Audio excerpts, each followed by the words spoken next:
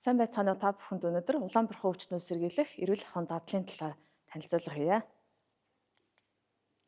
За тэгэхээр Улаанбаатар өвчтний халдвар дамжих зам бол Улаанбаатар өвөр амьсгалын замаар дамждаг халдвар төвчин байгаа. За тэгэхээр энэ маань одоо нэн тэргуунд бол агаар туслаар бол илүү их халдвартай хүнээс одоо эрүүл хүнд бол халдвар дамждаг. За нөгөө талаасаа бол одоо бохирдсон гадаргууд одоо шууд хүрэлцэх тохиолдолд одоо халдвар дамжих эрсдэлтэй. За цөөн ховор тохиолдолд бол бохирдсон хөрсөөр дамжиж одоо халдвар дамжих эрсдэлтэй гэсэн судалгаа гарсан байдаг.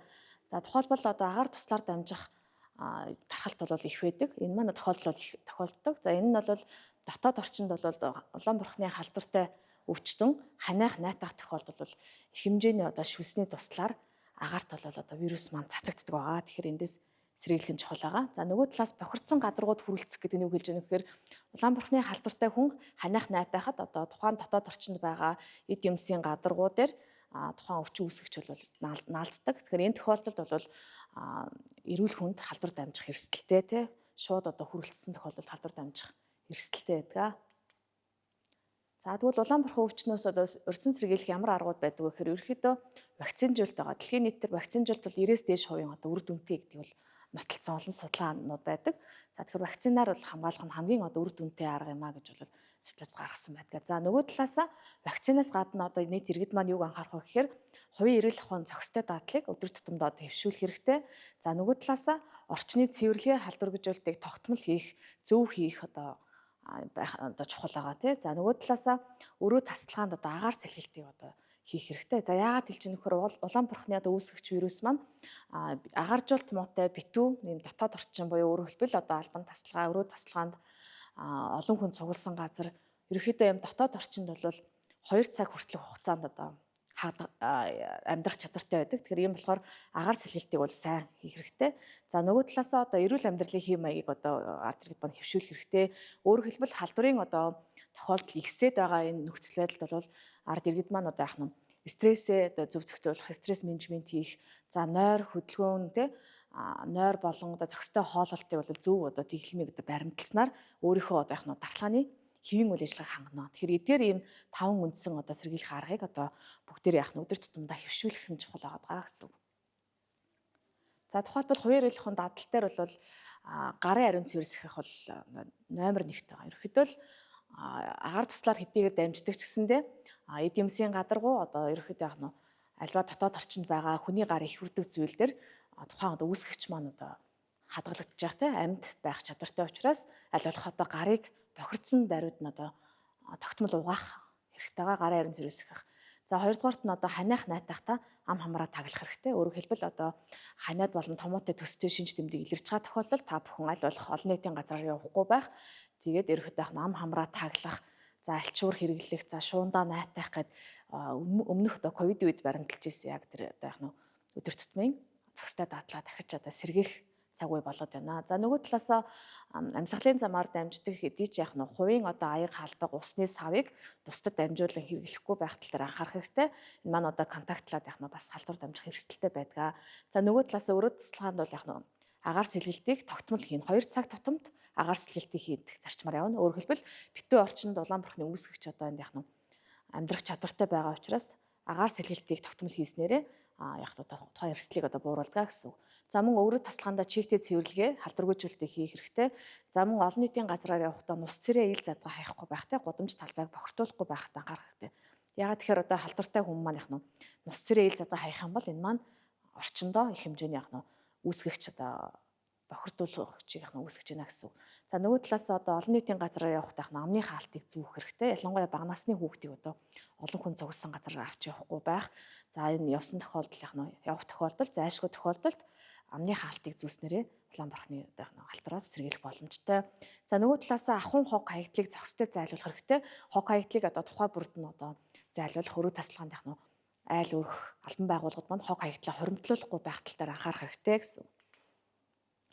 За гарын ариун цэвэрс ихтэй ерөөхдөө савнтай бүлээн усаар 20 секундээс багагүй хугацаанд одоо гарыг сайтар одоо савн үрж угаах хэрэгтэй. За угаагаад угаасныхаа дараа гарыг аль болох хуурай болтол нь одоо арчих те энэ зарчмыг баримтлана.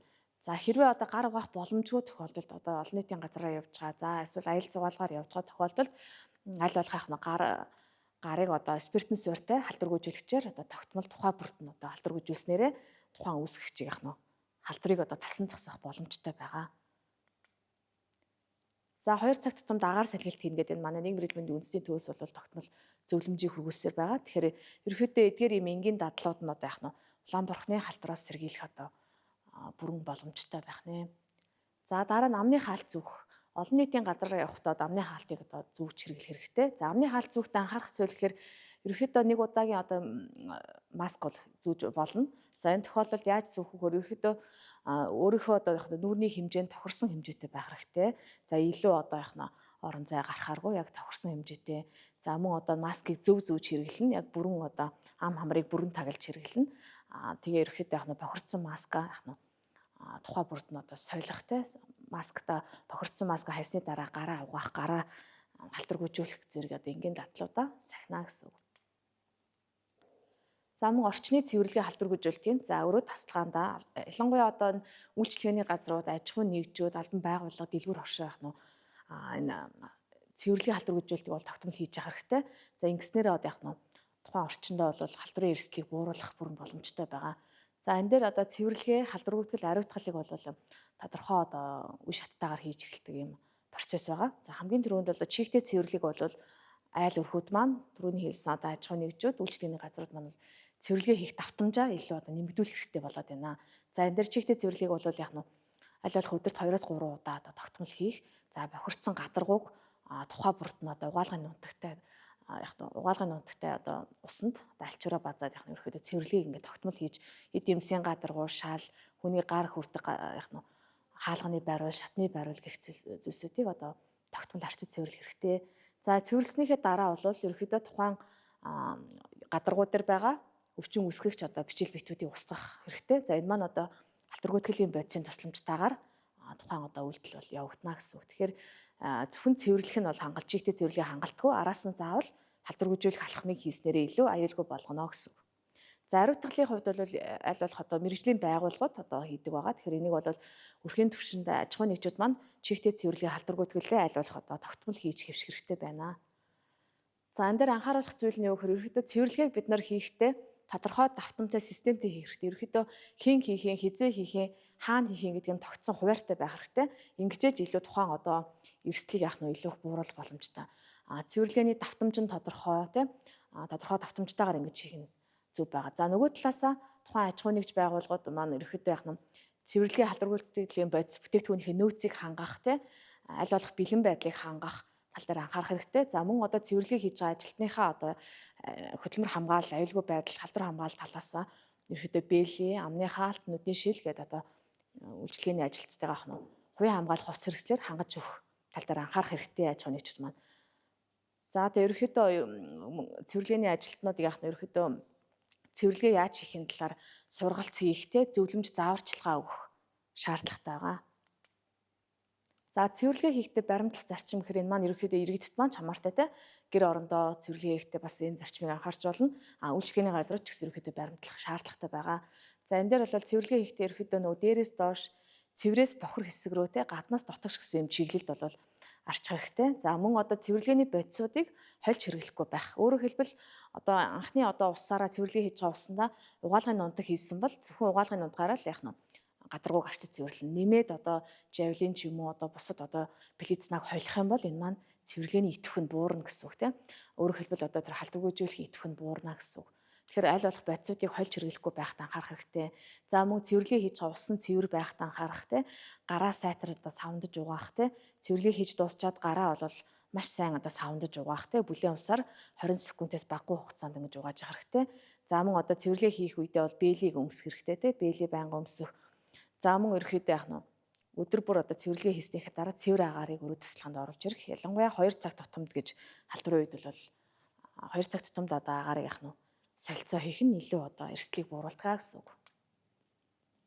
За цэвэрлэгээний давтамж анхаарах зүйл нь юу гэхээр ерөөхдөө эд эмсийн гадаргууг илүү холоор агуулсан нэгдлэр цэвэрлж угаасны дараа холоор агуулсан нэгдлэр заавал халдваргүйжүүлэх хэрэгтэй. За үүнд бол хаалганы бариул, хан, ширээс сандлын гадаргуу хичээлийн багаж тоногт хөөрөмж, за шатны байрвал, компьютерийн гар хуулган, тоглоом байна гэрлийн унтраалга, За ариун цэврийн өрөөний угаагур суултуур. За дундаа хэрхэлдэг мэд зүйлсийг альуулах яах нь тогтмол давтамжтай ойр ойрхон одоо гадаргууг нь одоо аюулгүй болгож яах нь холоор агуулсан нэгдлэр халдваргүйжүүлж явах хэрэгтэй гэсэн үг. За тэгэхээр холоор агуулсан нэгдэл юу вэ гэхээр ерөнхийдөө улаан бурхны халдвар үүсгэж байгаа вирус маань спирт болон холоорын нэгдэлд идэвхгүйждэг. Учираас аль болох одоо спиртэн суурьтай халдваргүйжүүлэгч за мөн энэ холоор агуулсан халдваргүйжүүлэх бодисыг одоо ашигласнараа одоо яг нь орчинд эрсдлийг одоо бууруулж өгдөг байна. За гар дорох энгийн материал бол жавлин байгаа тийм. Жавлины уусмал бэлтгэхдээ бид яах вэ гэхээр 10 литр усанд нэг шахмал буюу нэг таблетыг хийгээд за тухайн одоо уусмлаараа эд юмсийн гадаргууг бол арчна гэсэн. За эрсдлэгтэй бохирдлэгтэй гадаргуу бол илүү ариун цэврийн өрөө тий. За бусад одоо яг нь гар угаалтуур, ариун цэврийн өрөөний суултуур гэдэг эдгэрийг бол ихэвчлэн 10 литр усанд 2 шахмал хийгээд тухайн одоо уусмлаараа сайхан арчаад байх нь гадаргууг нь халдваргүйжүүлэхэд бол яг нь илүү аюулгүй болдгоо гэсэн үг.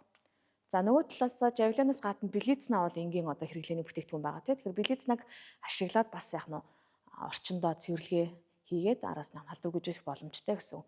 За белизнаг ашиглахдаа ихэвчлэн 9 литр 850 мл-ийн усанд 150 мл шингэн белизнаг хийгээд за тухайн одоо 0.25% ажлын уусмал үүснэ. За энэ уусмлаараа мөн яг нь одоо эд юмсийн гадаргууг одоо сайн арчиж өгнө. За ерөнхийдөө бохирдлэгтэй гадаргуу ариун цэврийн өрөөг бол 9 литр 400 мл одоо усанд ойролцоогоор 600 мл белизна хийгээд за 1% ажлын уусмлаар тухайн одоо бохирдлэгтэй гадаргууг бол арчхад зөв байдгаа гэсэн үг. За нөгөө талаас энэ холоор агуулсан нэгдлээс гадна одоо металл гадаргуутай зүйл байгаа те төмөр болон металл гадаргуутай эд зүйлсийг спиртэн одоо халдваргүйжүүлэгчээр шүршиж яах нь халдваргүй болгох талаар анхаарах хэрэгтэй гэсэн үг. За халдвар хөтөл хийхдээ анхаарах зүйлс бол ерөнхийдөө халдвар хөтөл хийж байгаа одоо хүн маань өөрөө яах нь халдвар хөтөлийн саяны хэлсэн уусмал бодис нүдэнд одоо цацарч орохоос сэргийлэх хэрэгтэй тийм. Хэрвээ нүдэнд ингэж орсон тохиолдолд эсвэл одоо яах нь арьсанд хүрэлцсэн тохиолдолд тухайн бодисыг заавал цэвэр усаар араас нь яах нь угааж сайтар угаана. Нүдний салстаа угаана, арьсаа бас яах нь цэвэр усаар зайлж угааж одоо илүү аюулгүй болох талаар анхаарах хэрэгтэй. За халдвар хөтөлийн бодисыг буруу найруулах, за амны хаалт одоо зүүхгүй байх, за дотоод орчинд одоо хүн байгаа тохиолдолд яах нь хамар захтнах, найтах, за нүд хорсох, улаах гэх тээ эдгээр шинж тэмдэг илэрх юм бол яах нь харшил сэтэрч байна гэж үзэх нь. Тэгэхээр энэ тухайн халдвар хөтөлийн бодис нь таарахгүй байна гэсэн үг. Тэгэхээр эдгээр шинжүүдийг эдгээр одоо энэ буруу дадлууд байх юм бол бас яг иргэд маань анхаарах хэрэгтэй гэсэн үг. За тэгээ ерөнхийдөө улаан бурхны одоо халдвараас сэргийлэх энгийн эрүүл ахуйн дадлуудыг өдөр тутамдаа хэвшүүлж ерөнхийдөө халдвараас сэргийлэх бүрэн боломжтой байгаад за та бүхэн холбогдох дэлгэрэнгүй мэдээлэл авах юм бол 1145 8645 утсаар холбогдно. За мөн одоо мэдээллийн лавлах буй 119 утсанд холбогдож дэлгэрэнгүй мэдээлэл авах боломжтой байгаа.